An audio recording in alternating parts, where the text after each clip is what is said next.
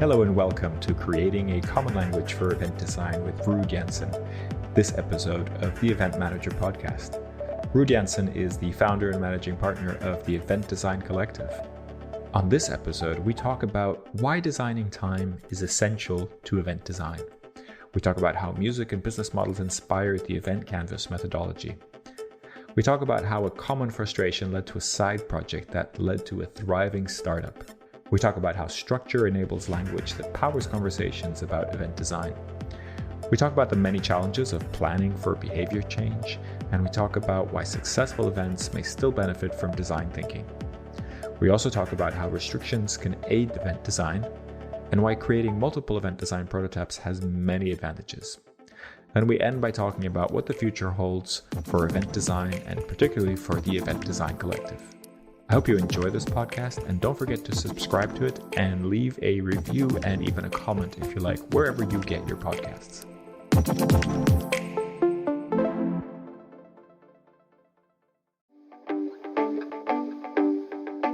And now for a word from our sponsors, PHL Life Sciences, a division of the Philadelphia Convention and Visitors Bureau. Host your convention or trade show in Philadelphia, one of America's leading life sciences hubs. PHL Life Sciences, the first and only CVB division of its kind, will connect you to the professionals at the forefront of your industry and to a culture you can only find in Philadelphia. A city known for its rich history that's forging a bright future, Philadelphia challenges the expected and defies convention. A world of discovery is waiting. Visit phllife.com to learn more.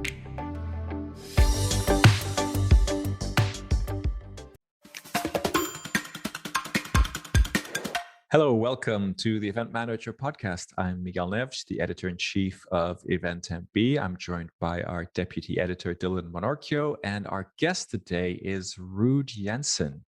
Ruud, thank you for joining us today. It is a pleasure to have you on the show. As always, thank you, Dylan and Miguel, for hosting this show and inviting us. It's our pleasure. Very welcome. So you are the founder and managing partner at Event Design Collective, but I wanted to start by picking on one of your LinkedIn titles. You have a few things on your LinkedIn bio. It says Designer of Time. What's that about? And why does that come first? Time is our most precious commodity, Miguel. And so to use something I just learned from my brother 2 weeks ago, he said, it's better to regret the things you did than the things that you didn't do. And I think this ties in really nicely with the design of time, right? I know that Joe Pine and Jim Gilmore wrote this up quite some time back, and I added this concept of time and time design. And I really like that time factor as the value currency. It's so much more representative than Bitcoin or euro or dollars to quantify the amount of time that you have from an audience or from participants or from whoever, your listeners here on the podcast. Time is the most precious commodity. So if you can design time, I think it's one of the critical skills we need. I like that. So you're kind of, you're not trying to design for profit necessarily, but if you can give people time or make the best use of their time, then you're doing something right. Yeah. People want to spend time with you. That's usually a good sign. That's a good sign. Well, thank you for spending time with us today and with our listeners and whoever's downloading the podcast. Great. So, Event Design Collective, Event Design Canvas, take us through that a little bit, just succinctly. What is it? And if you can, I know you have some props and things. We're just recording the audio for this, but if you could give us an audio explanation of what it is, I think that would be really interesting. Absolutely. So the event canvas, and this is a definition that in our new book, we've also reiterated in its shortest form. I'll read that to you. Okay. It's a visual thinking tool on a single piece of paper that allows people to articulate how an event creates value. So it was developed by Rolf Rissel and myself. We published it under Creative Commons. It's been translated into 16 or 17 different languages, but basically it's a mental model to allow you to articulate how events create value. And why did you kind of find there was a need for this? What were you trying to solve that you felt that this model helped with? Okay, so maybe back to the design of time. I'm sure you, Miguel and Dylan, and most of your listeners can remember many events that were phenomenal that they attended. But they're also probably aching for the time they spent at mediocre events or poor events, because the time suck of events is pretty significant on the planet. Instead of complaining about mediocre or poor events, you can decide to do something different, which is to do something about that. And that's the reason why we created the event canvas, is to have a language, a common language that people can use as a team to design how the time is spent at events by the various stakeholders that come to that event. And by thinking of it ahead of time, by applying design thinking, and then being able to frame it on a single piece of paper, it allows everyone to get on the same page. So that's the reason why we did that. It probably was inspired by many different things, but one of them is music. Miguel, you're a musician. You know, you can play fantastic music without sheet music. But if you want to scale what you do, or if you want to transport things that you do over time or in different places, then you need to write down somehow what it is that's supposed to happen. And music is this kind of universal language that people write, you know, just with little dots and dashes and, you know, beats and bars and, you know, a number of lines on a piece of paper. It's a very visual representation of what it is that you're supposed to do.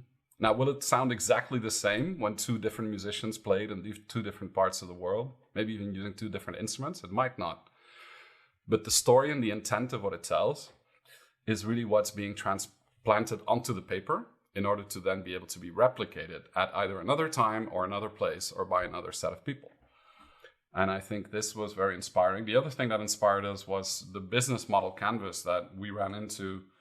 I first ran into it in 2010 when I was on the international board of MPI in Vancouver at the World Education Congress.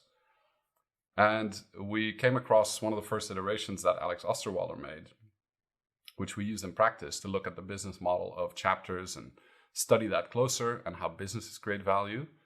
And that was very inspirational, because if you look at an event as a short-term business, a very short business, like maybe a couple of days, a couple of hours, maybe a couple of weeks, a lot of that can be used. But also we found that the dynamics of value creation of events is quite different. And hence, after visiting his event in 2013 called the Business Design Summit, when Ruud and I had been thinking about this for quite some time already, we were inspired to put our model in front of his team, and they pulled the arms and legs out of it, just in the way that we had, you know, critically looked at the experience of visiting his event, which he was particularly nervous about because he had 250 of his most heavy users, as well as his peers, at the event, right? So the stakes are high, and then people pay attention to how you spend their time. Really, I'm really curious. You mentioned that you kind of referenced sheet music as a way to create a formula or a system for being able to reproduce events from place to place, but also as a way to ascribe a language to the process to kind of create a language around the process of designing events. What do you think was missing from the vocabulary that the canvas was able to add to the mix, apart from just sort of standardizing through creating a formula? Yeah, so I think it's interesting because you never start out by thinking that a language is missing, right? Or that a vocabulary is missing. You start by seeing the frustration in the eye of the event owner that's trying to express what it is that they're trying to do, and having a really hard time transitioning that from their prefrontal cortex and their brain through their mouth and articulating it to their team or to the people that they want to inspire to go and create that event. And somehow I've seen that look in the eyes of many event owners over many years, but I've never found a way of really decoding the problem or creating a way in which you can equip the team and the event owner to talk about how their event creates value. And by maybe redefining how you talk about value creation, and by boxing it up into 14 boxes, into 3 steps, into something that's very methodological, this allows the teams to get a grip on talking about who has a stake in the event, and then how it creates value, and what that looks like in time. right? Because if you can then decode that and know how to compose, that's a very powerful skill to have. So there weren't really verbs missing. What I did see is the repetitive syndrome of people asking, something that they teach you in many event management courses is, what is the objective of the event, right? And then we have a big red button that goes, right? Wrong question, because any event owner cannot answer that question. An event does not have an objective. It's an inanimate object. The stakeholders that go to an event have behavior changes they want to go from an entry to an exit behavior, and something needs to happen in the middle. So if you start talking about these things in a different language, all of a sudden you can redefine how that's done, and you allow a team to talk about it sensibly without a lot of blah blah.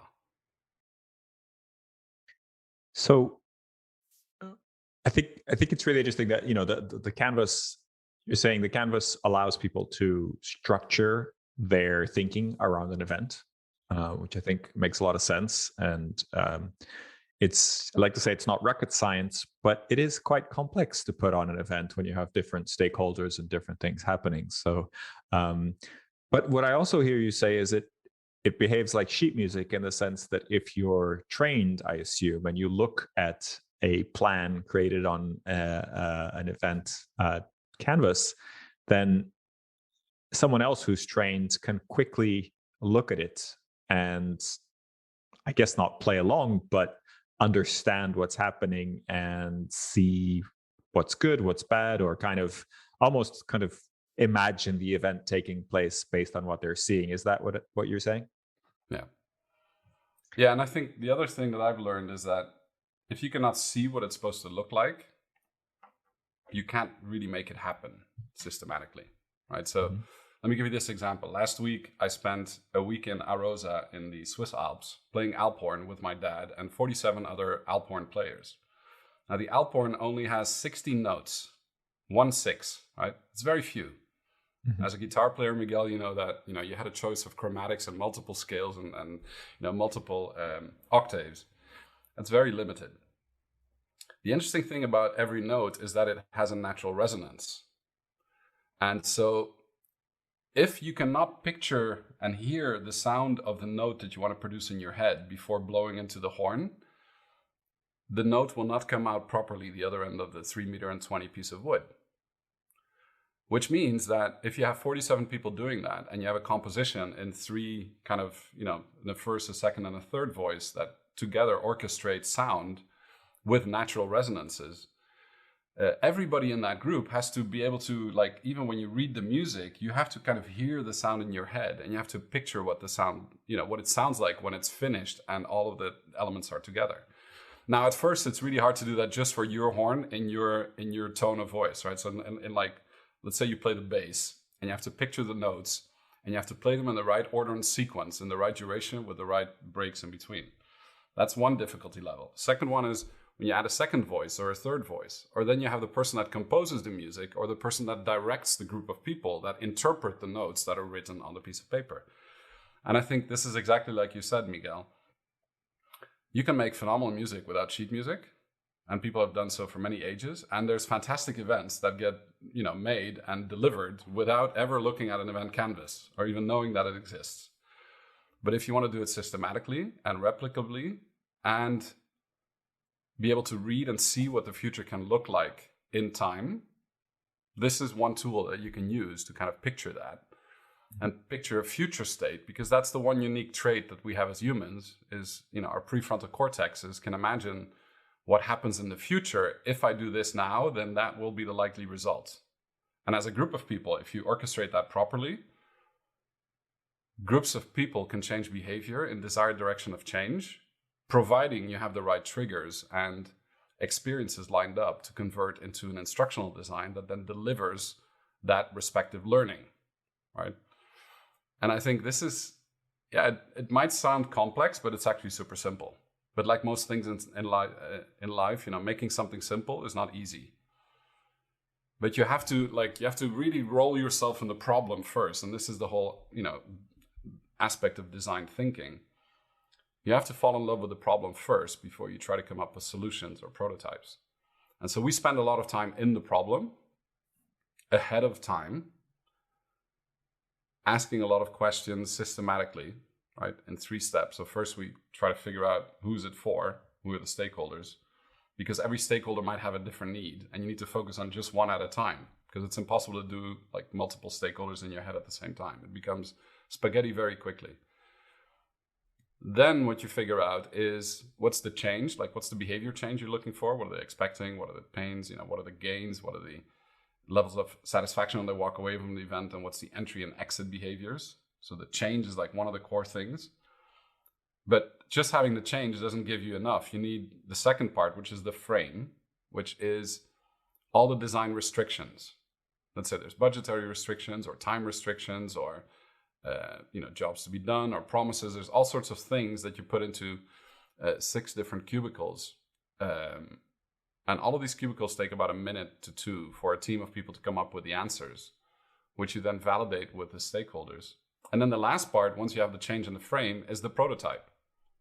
Because people have tons of ideas about what they could do with their event. Oh, let's use this platform, or let's do this, or let's do that, right? So there's never a shortage of ideas, but there's a dramatic fail in most events. I don't like to use the word, but let me use it for once, just for the sake of illustration. Brainstorms, right? Where people regurgitate ideas that they've seen elsewhere or create their own, but then don't have a filter to assess whether an idea is good or bad. And to us, the change in the frame, which we call the delta, right? The change of behavior, there's usually only 2 or 3 things that people need to get from an event. And that's the filter you look through to identify whether an idea is good or bad, and whether it fits in the beginning of the event or in the end of the event or before the event or after the event or in the middle of the event. And then you string those together into a prototype. And that's the hour piece, the hourglass that's in the middle of the canvas. That's the time you spend at the event. And that's the experience journey and the instructional design, which for a reason looks like an hourglass, right? It's the design of time. Interesting.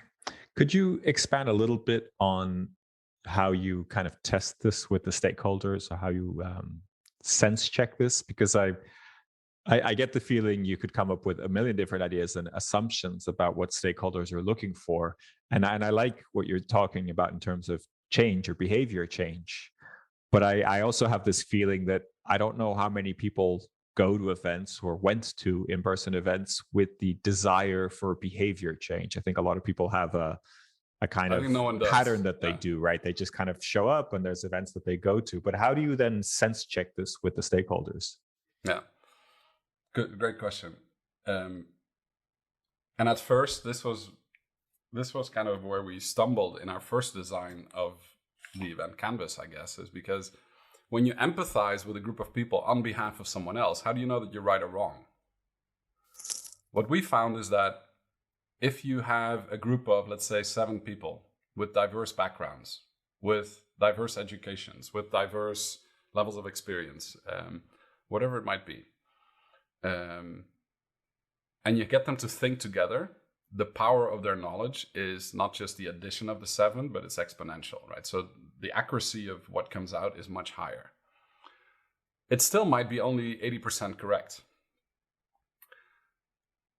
What we benefit from is the fact that all of our brains are hardwired to spot the 10 differences. So if I ask you, Miguel, what behavior change would you like to see as a result of doing this podcast today with me and Dylan? You might stumble and go, blah, blah, blah, I don't know, right? Or it's hard to articulate at first. But if Dylan and I and 5 other people would sit down for an hour and go through a pre-event empathy map, a post-event empathy map, frame the problem, articulate 3 post-its of behavior changes that we think that you want from this podcast, and we hold that up against you in a 1-minute video in which we tell that story, your brain is hardwired to spot the 10 difference between what you didn't know you wanted, but now you see an example of what it could be, and what you really want, right? So this is what we call stakeholder validation. Whenever we do a piece of work, we summarize it in 1-minute videos. We send that video to the stakeholder, a number of them, not just one.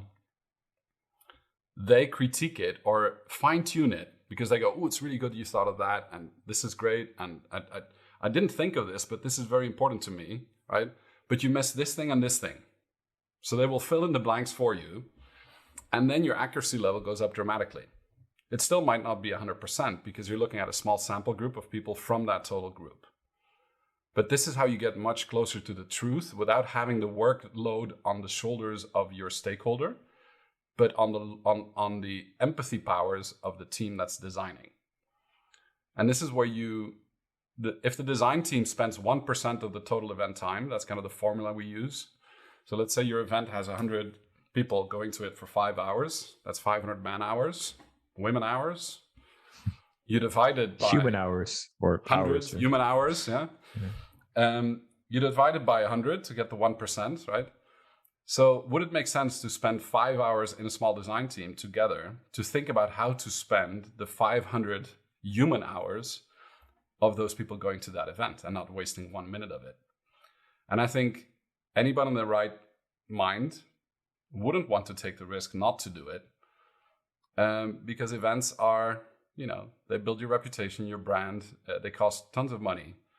They're extremely effective in terms of changing behavior, but if it just ends up somewhere else instead of in the desired direction of change, it's a double-edged sword. Are you ready to celebrate your successes in the world of meetings and events? The Skift Meetings Awards are back for 2024, recognizing the most innovative business events companies across 15 categories, and we want you to be a part of it. Winners will feature on Skift Meetings, sending a clear signal to events professionals around the world that these are partners they can rely on. The final deadline for submissions is June 11th. We encourage you to start your submission today to secure the best entry rates. For more information and to start your submission, head to live.skift.com.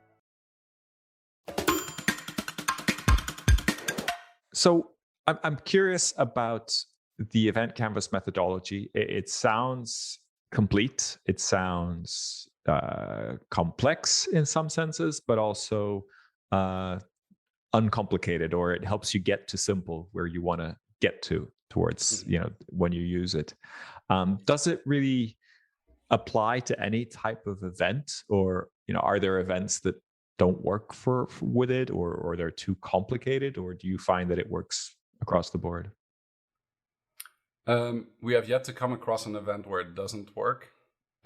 So we love a good challenge. If somebody thinks their event is not suited for this, let us know. We're happy to kind of take on that challenge. We have come across the fact that, our definition of an event is something people often ask. Right, and it's also written up in our book. But for us, to us, an event is any gathering of 2 or more stakeholders that changes behavior, even if it's not in the desired direction of change. Right, it would still be an event. So it's a very broad definition. Wouldn't that also include kind of a night out and other things where people get together?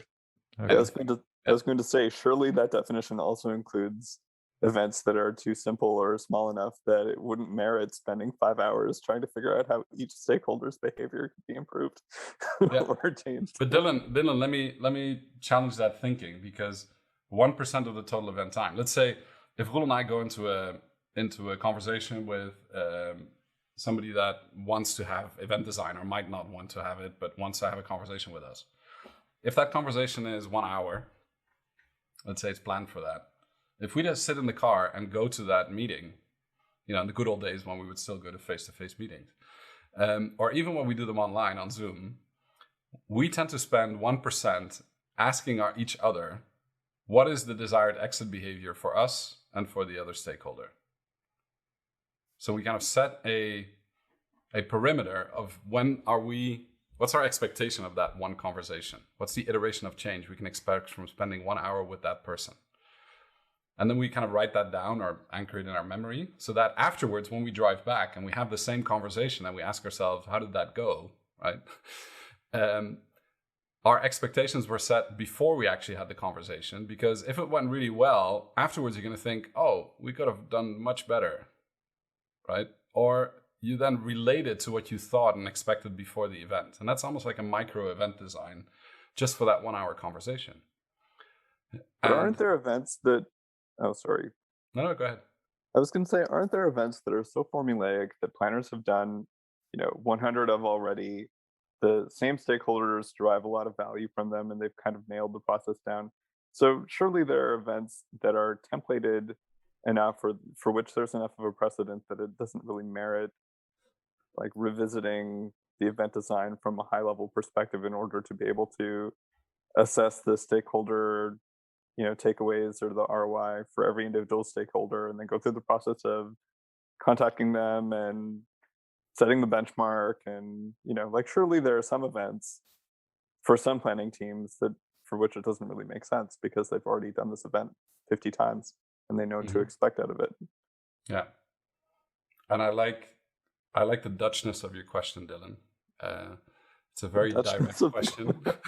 Well, but I'm originally Dutch, but I live in Switzerland, so I'll give you the neutral answer. Okay. Yes, and that is part of the epidemic that our industry is faced with. And that's a two-edged sword. One, if you keep doing what you did before and expect the same results, it's a definition of insanity, right? What if you want the same results? What if you're happy with those results and that's why you keep doing that event? Yeah, let me bring back in the pandemic. So we never operate in a vacuum, right? We operate in a context, and the context keeps changing. Your stakeholders keep changing. What I'm not saying is that you should repeat all of these stakeholder analysis every single time you do an event, although it's a great way to get the team on the same page and to understand what it is that they're working on, right? And how to create the story and be part of the creation of it so that you own it. But more often than not, and all of us have experienced that in the past 2 years, is that circumstances change to such a degree that if you haven't thought about this before, and you start thinking about it when the situation has changed, then you're too late. And you could see the difference between the events that were really quick at adapting and changing and morphing and rethinking, going back to the blueprints of what they originally designed for to what they were going to deliver in that future state. And they could very easily look at what is the newest set of restrictions, for instance, during a pandemic era. And how do I then adjust to deliver the same type of behavior change in a new context? And I think this is what is so interesting about the design of time, is that time and again, the environment changes and your stakeholders change too. If you think they're static, then you're not paying attention close enough. I suppose that's true. I mean, that's kind of a perfect argument for being able to, or for the impetus of reassessing your value and how you plan to spend time, especially in an unfamiliar format. When you're in an unfamiliar format, I imagine that a lot of the factors that you're used to having as sort of the second stage limitations on your design potential are unknown. So how do you compensate for the fact that you don't really necessarily have a full grasp of all of your limitations when you're trying to define your time design vis-a-vis stakeholder interests? So this is where the multiple prototypes come out, or where you can add restrictions to your frame as they come up, right? So you could have 3 prototypes saying countries in lockdown, countries not in lockdown, countries in semi-lockdown, right? And those 3 frames would then, with the same set of ideas that you had before, might give very different prototypes as to how you could deliver that behavior change. So instead of thinking about restrictions of tech platforms or restrictions of geographies that you visit or whatever it might be that you have fixed already, the most important thing to think about, I think, is the behaviors that people demonstrate as a result of the choices you make. And those are the hard things to predict, right? Because we didn't know how people would behave if they were locked up in their home office for 14 months. What does that do to the behavior of people? That's the big unknown, right? Who would have known that an audio platform like Clubhouse would thrive for 14 months and wonder what's happening to it now? So the interesting thing is that tech developments always are delayed by a certain latency after people change their behavior, because it's people that build them, right? So that's always very interesting. If you can design for what it could be and have multiple prototypes on the table, you can freeze them and unfreeze them when you need them. Well, but it's not as good as the fresh vegetable, but it's pretty close. I guess that's true. So then as you're developing prototypes, the prototypes that you're developing and putting in the bank or putting in the freezer, as it were, I mean, at that stage, you're not actually making any investments into your event. This is all No. pre-event planning. It's All it is a narrative. relegated to the design. Yeah. Okay. So Dylan, you're absolutely correct. What all you're doing is spending the time of a design team, right? This is not a solo sport. You always have to have a group of people that do this with diverse thinking together, right? So let's pretend 7 people spend 2 or 3 days designing an event that's going to happen next year, March. And a number of prototypes land on the table, as well as those stakeholder validation stories from the different stakeholders. And a bunch of ideas that we lock up in something we call an idea quarantine. And this was a concept that we started using 7 years ago. So it's not the new quarantine that we all know, but it's the old place where you lock up ideas until you're ready to assess them. Right? The quarantine originally comes from Venice, I used to think, but yesterday I got corrected by someone that said it was actually Dubrovnik, but it was owned by Venice at the time. In the plague, when people had to stay on the boats for 40 days, quarantaine, that is 40 days on the boat to make sure that they weren't sick before they could enter the city. So we put any ideas that people have around events into the quarantine long enough for us to formulate the event delta, our rubric of, is this a good or a bad idea? And then we unlock the quarantine to assess the ideas when we start prototyping in the 3rd phase. The interesting thing about the ideas by that time is that nobody remembers who came up with the idea, which is probably one of the most important things, right? Because if your CEO or your chairman of the board comes up with the idea, a lot of people tend to think it's a good idea. That's not exactly true. The other thing that happens is that you can look at the ideas at face value once you unlock the quarantine, because you're ready to look through the lens of that delta. Does it change the behavior and desired direction of change? Does it deliver this change? Yes or no? How good is it? How bad is it? Drop it to the side, keep it on the prototype arena, right? This is how people work with it. And that's why the actual prototyping goes super fast. In our design process, we spend 90% of our time in analyzing the stakes and exploring the problem, and only 10% in prototyping. So if you've done the analysis and the situation changes, you can just re-prototype because it's super fast. Most prototype cycles take no longer than 17 minutes with a 5-minute break. So in less than 45 minutes, you can create 2 sets of new prototypes, providing you have enough people to think diversely enough of coming up with them. And the prototyping usually happens in teams of 2, which is also interesting. So prototyping doesn't happen by a team of 7, because then it becomes like a negotiation, right? When we prototype, it's 2 people bouncing off each other. They cannot opt out of the conversation, but they come up with something that they think is super cool. Subsequently, it gets fired down by the other 3 groups of people that also came up with ideas. And out of that long list, you come up with the best ones. And those conversations are the ones that you need to have the best possible event designs on the table by the time you present it back to the event owner. I think that makes a lot of sense. It's really good insight. But it sounds definitely like this is very much a framework for larger event planning teams to use, and maybe not for like the office manager who's being charged with the holiday party. Well, I wanted to ask a question about that. I think you made a great point, Dylan, in terms of if the event's working, what's the impetus to change it? Now, I just wanted to check with Ruud, what is your experience? Like, is it only people who are unhappy with their events that want to use this kind of methodology, or do you get people that kind of aren't necessarily wanting to change?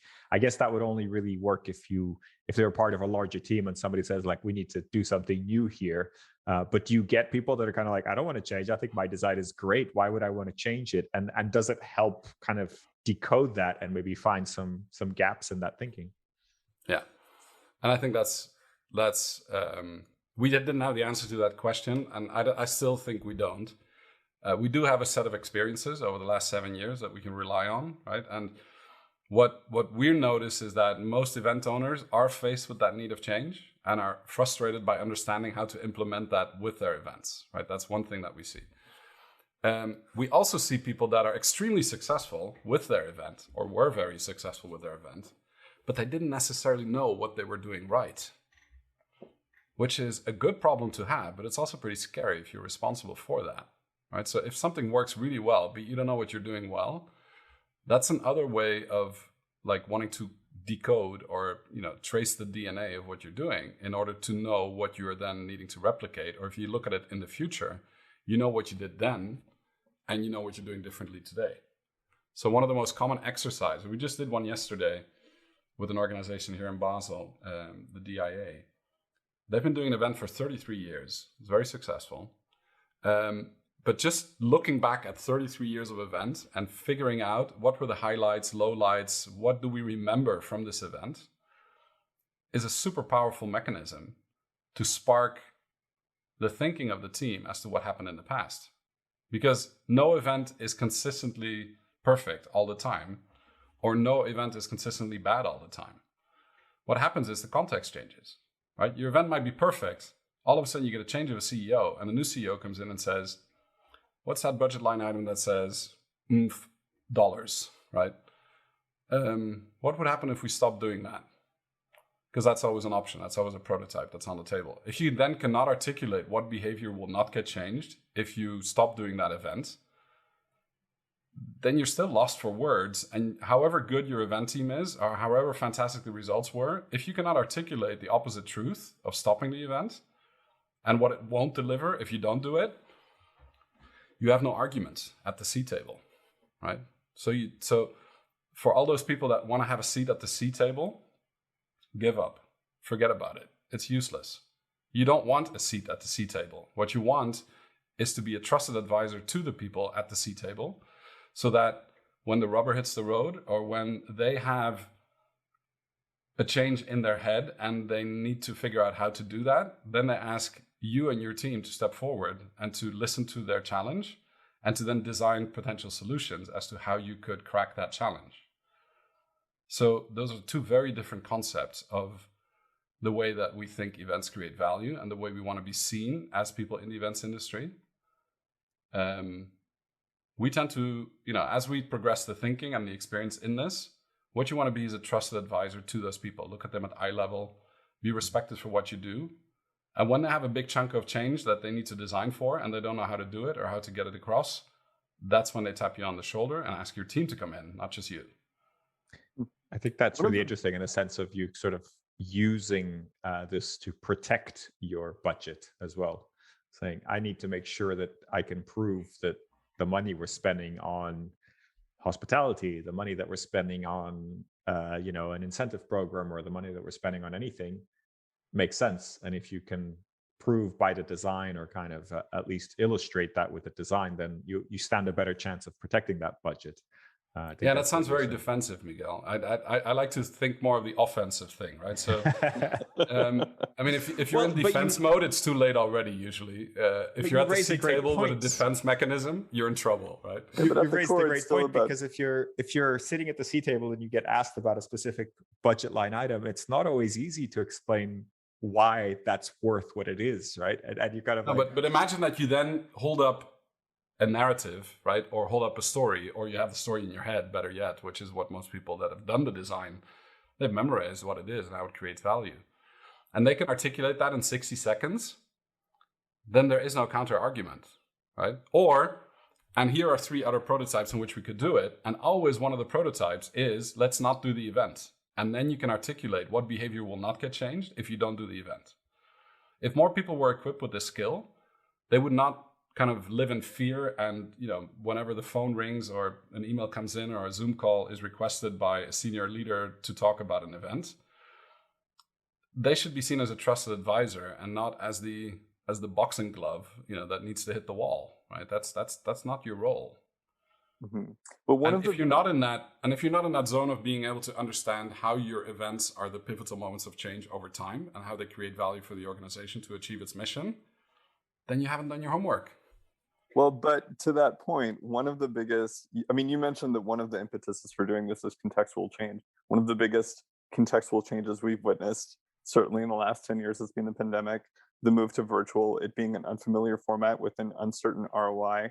So in a context where you're trying to create your ability to articulate the value of an event based on an unproven format, based on an unfamiliar format.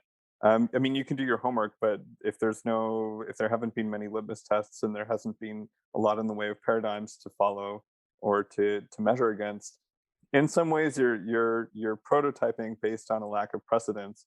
So I'm really curious as to how virtual events have kind of changed the approach that you might take using the canvas. What's different about them and what is the same about them, and how has that complicated the process? It's only made it simpler, Dylan. So, and let me explain why. The fact that we have a lot of new restrictions if you do something only in virtual format, whether it is the fact that you cannot get together face to face and everybody's sitting behind a terminal and has some kind of a user interface between them and the rest of the people, just gives me a lot of clarity about how they're going to interact. And virtual events or hybrid events are nothing new. They've been around for 35 years or 40 years, as long as we have the internet. Virtual events have been happening, and even before that, they were happening. Research has been done and testing has been done over the last decade in a lot of these formats. People get insecure because they're not familiar with what it is or because they haven't experienced it before. And this is where the homework needs to be done by those people that, are the so-called experts in this, is that you're not an expert if you've been doing this for 5 months or 14 months. You might start getting good at it if you spend 10,000 hours on it. And 10,000 hours is about, 14 months without sleep, right? So nobody that started in the beginning of the pandemic saying that this is it can be an expert in this. It's only if you were experimenting for a long time and have been doing this over and over again and seen the changes also in the context of the tools we use, right? My iPhone is very different in 2021 than the first one that I got when we did our first hybrid or virtual events.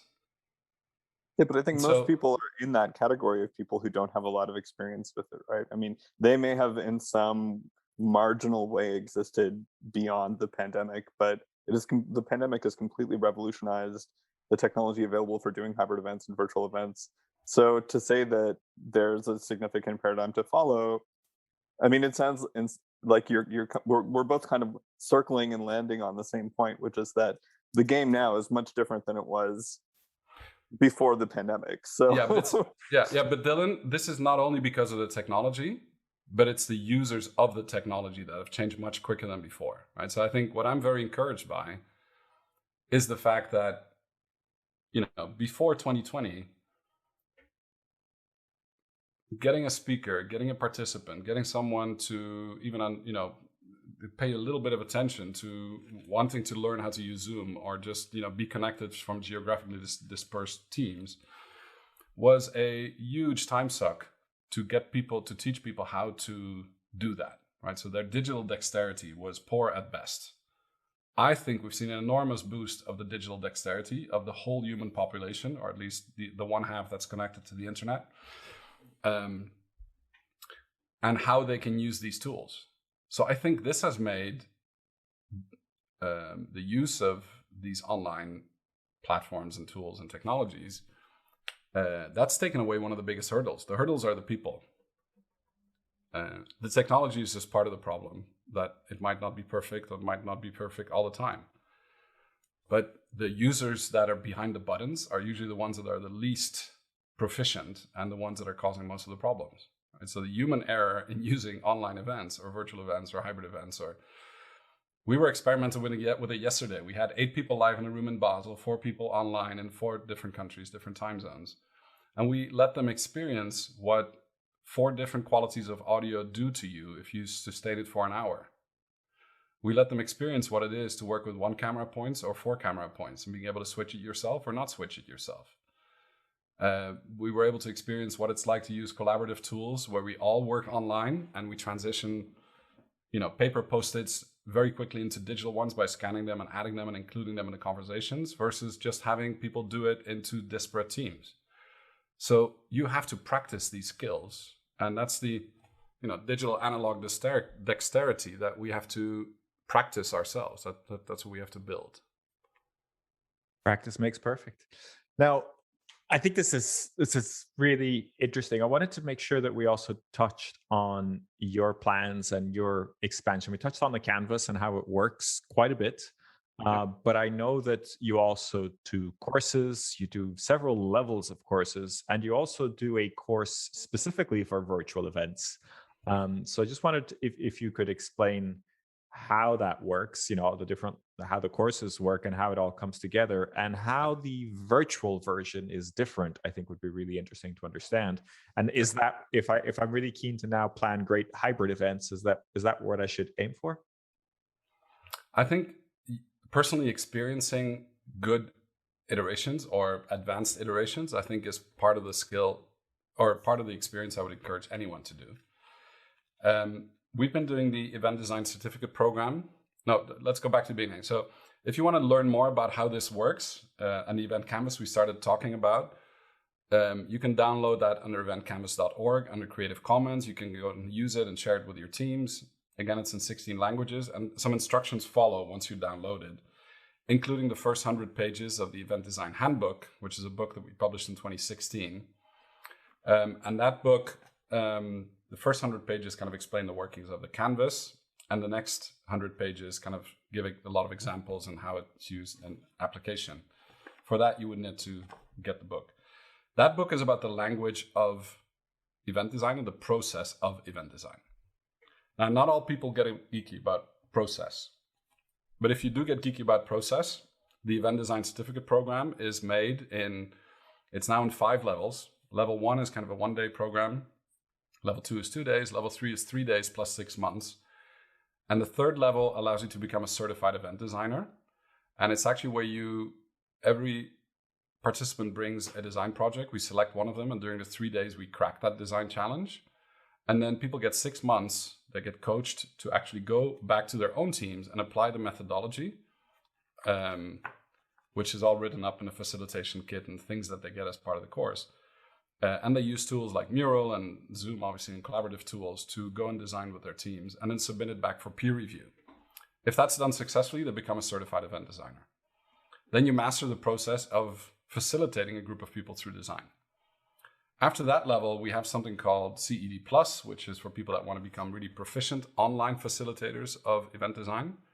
And we have an EDC Mastermind, which is a group of certified event designers who are obsessed about the conversations around event design.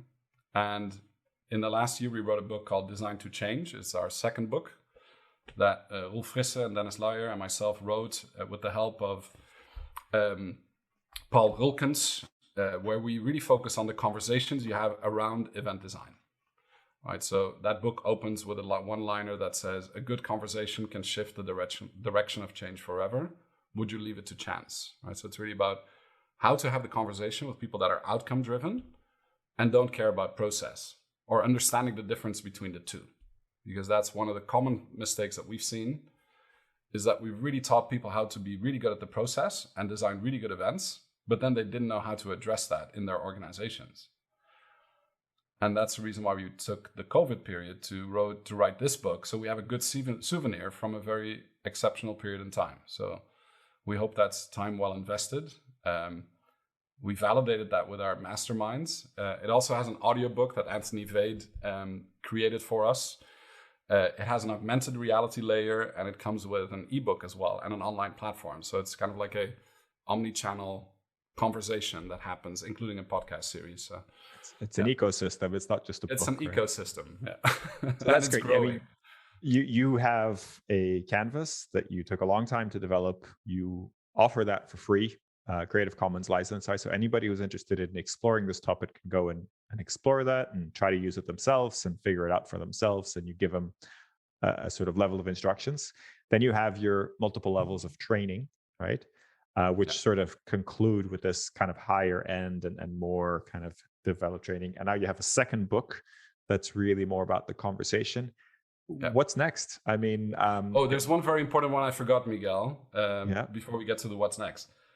4 or 5 years ago, we launched a pilot program to bring this to university students across the globe. It's called the EDC Event Design Certificate Program for Young Professionals. And amazingly enough, in the last 2 years, that program has exploded. It's now at 18 different universities across the globe. And that's where faculty members can become certified event designers, and then we have a full learning management system for the students to learn how to use this and then collaborate on projects themselves. And I'm very excited about that because the new generation coming in takes design thinking very naturally. They know how to collaborate naturally. They're not biased by all of the difficulties that we might know about if you've been in the industry for a while. They have a fresh brain to look at event design. And what comes out of that pipeline is extremely exciting. That's super cool. And if anybody in universities are interested in that, they can look up the EDC Young Professionals program. What's next? That's your question. I wanted to also touch on kind of, I'm sure when you started all this, you didn't have all this planned, right? You started this, like, did you just start off by wanting to create this Creative Commons canvas, or was there a bigger plan to start off with? It was just a side project born out of frustration with mediocre events. Okay. And that's taken over in our lives, and there's 14 of us that are doing this in different countries. And it's very exciting because we're basically equipping others to be able to do what we've created, right? And teaching others how to do that. And as a result, create much better events. So some people might not know that the upcoming Wikimania event in 2021, is designed by the Wikimedia Foundation and its volunteers to do just that, right? Or that the team at the International Olympic Committee uses this as their default way of doing events, or that the United Nations or people at Bayer or wherever the people are that are trained, the people that experience those events tell us that the events are different, better. There's something different about them. Some people have no idea that it was designed using the canvas. So is your part of your future plans to bring that into the public? Is that part of what you'd like to do going forward? Or to make it obvious that the event design I think the fact that it's under Creative Commons makes it accessible to anyone and everyone, right? So I think that's one point. Whether people can use it effectively, it really depends on the person. Some people read the book and can design an event perfectly with the questions that are on the canvas. And others say, well, I want to really learn the nitty gritty and I want to go through level 1, 2, 3, or maybe become a mastermind, because geeking out with this community about event design is what I thrive on. This is what I really like to do. Any which way, doesn't matter to us. It started as a side project. And like I said, it's taken over our lives and it's become like our core business. We never started this for it to become a business. It was just a happy accident. So it's not a startup by design in the sense of kind of it was built to crack a problem, and apparently the problem is very there and is something that people really want to address. And I think that's what, and because we make it accessible and understandable, then people embrace it and adopt it and see the results, and then get enthusiastic about it and want to do it again and again and again, which I think it's great news, because then time will be better designed and the way we spend our time will be better designed, right? Yeah. My biggest excitement moment is when I see other people designing using the methodology and they get really good results, and we had nothing to do with it. That's like the ideal situation for us. Yeah. Keep the time needed to get everybody up to speed. Also simple. But what about your future plans? I mean, do you have a clear picture of where you're going next that you can share? Well, as you can imagine, we draw out our future regularly, right? Because if you can picture it, you know where it's headed. So yes, we have that very clear two-prong approach to making sure that we keep training the language and equipping people with the process to design good events and become certified event designers and become very proficient. But the big new thing is on design2change.online. You can also see that, which is the online platform for the new book,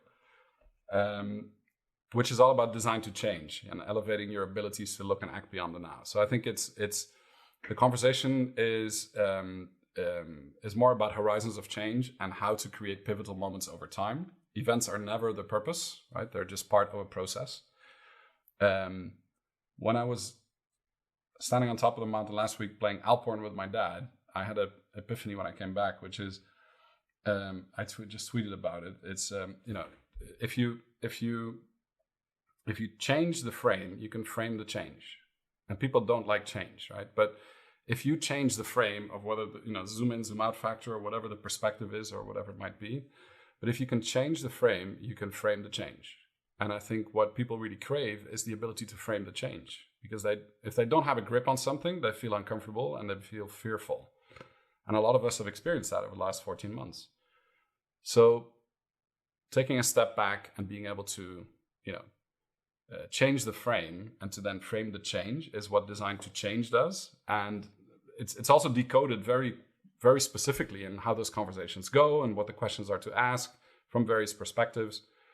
There's diagnostics, there's all sorts of stuff that comes around. But the most important chapter in this book, I think, is about having the conversation on this and cracking why good conversations are so hard to master. Right? Everybody wants to have good conversations, but nobody really practices them.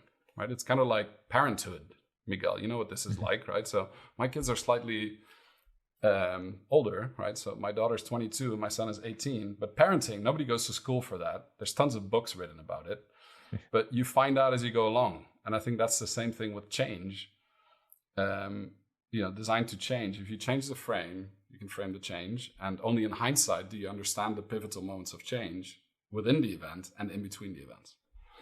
So that's what we're focusing on, and we're developing new programs around that, not because we want to build more programs, but because people want to learn more about how this works. So it's driven by the community and what they need. Yeah. Great. Not so much what they want.